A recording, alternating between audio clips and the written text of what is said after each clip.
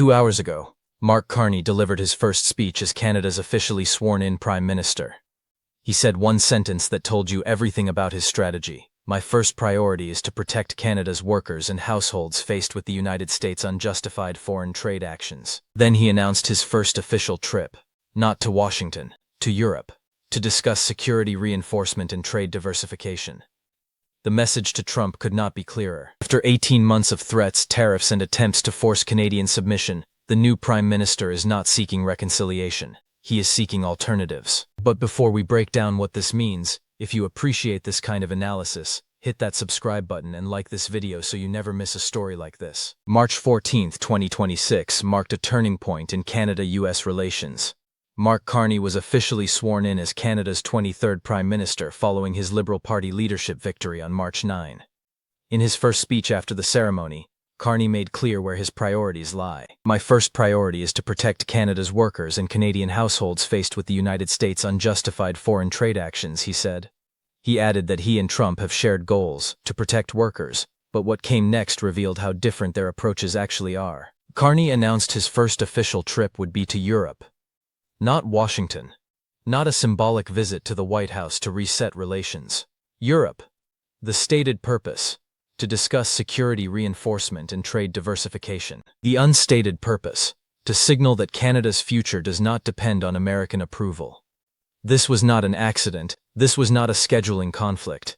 This was a deliberate choice designed to send a message Trump could not miss. The timing matters. Just 5 days earlier, Trump launched Section 301 trade investigations into 16 countries. Mexico made the list. China made the list. The European Union made the list. Canada did not. For the first time in 18 months, Trump passed on an opportunity to hit Canada with new tariffs. Some analysts saw this as Trump backing down. Others saw it as tactical delay. But Carney's response suggests he sees it as irrelevant. Whether Trump includes Canada in Section 301 or excludes it, whether he threatens CUMSMA or preserves it, whether he escalates or de-escalates, Canada is moving forward with a strategy that assumes American trade policy will remain unpredictable, hostile, and weaponized. That strategy was laid out on January 23, 2026, when Carney delivered what is now being called the most important geopolitical speech by a Canadian Prime Minister in decades. At Davos, Carney declared the world is experiencing a rupture, not a transition. He argued that great powers are using economic integration as weapons, tariffs as leverage, financial infrastructure as coercion. Then he delivered the line that went viral: middle powers must act together because if we're not at the table, we're on the menu. The speech received a standing ovation at Davos. But more importantly, it laid out the blueprint for what Carney is now implementing. He announced that Canada joined the European Union's safe defense procurement arrangements. He said Canada signed 12 trade and security deals on 4 continents in 6 months. He announced partnerships with China and Qatar. He said Canada is negotiating free trade pacts with India, ASEAN, Thailand, Philippines, and Mercosur. This is not reactive scrambling. This is offensive strategy. Canada was amongst the first to hear the wake-up call, Carney said at Davos. Diversification internationally is not just economic prudence. It's a material foundation for honest foreign policy, because countries earn the right to principled stands by reducing their vulnerability to retaliation. That sentence captures his entire approach. He is not trying to appease Trump. He is building alternative structures that reduce Canada's dependence on the United States to the point where Canada can afford to say no. And now, as officially sworn-in Prime Minister, he is making that strategy explicit government policy. The decision to make Europe his first destination carries enormous symbolic weight. For decades, Canadian prime ministers treated the US-Canada relationship as the foundational priority. First visits typically went to Washington. First phone calls went to the White House. Carney is flipping that assumption. His first official trip goes to the continent that shares Canada's values, not the neighbor that shares Canada's border. The message is unmistakable. Canada is a Western democracy aligned with European principles, not a subordinate North American territory subject to American demands. Trump responded to Carney's Davos speech by saying, "Canada lives because of the United States. Remember that, Mark, the next time you make your statements." Carney responded with a video message. Canada and the United States have built a remarkable partnership in the economy, in security, and in rich cultural exchange, but Canada doesn't live because of the United States. Canada thrives because we are Canadian. That exchange set the tone for everything that has followed. Trump sees Canada as dependent. Carney sees Canada as independent. Trump demands deference. Carney offers partnership on equal terms or nothing at all. The practical implications are already visible. Statistics Canada reported that in January 2026, exports to the U.S. fell 3.8% while imports dropped 3.4%. The U.S. share of Canadian exports has fallen to 71.7%, the lowest level since the early 1980s before NAFTA. That represents a 4.2 percentage point drop in a single year. The diversification Carney promised is happening in real time. Canadian canola goes to China. Canadian uranium goes to India. Canadian energy is being redirected to Pacific markets. Every percentage point that shifts away from American dependence is leverage that Trump loses. The question is whether this strategy can work fast enough.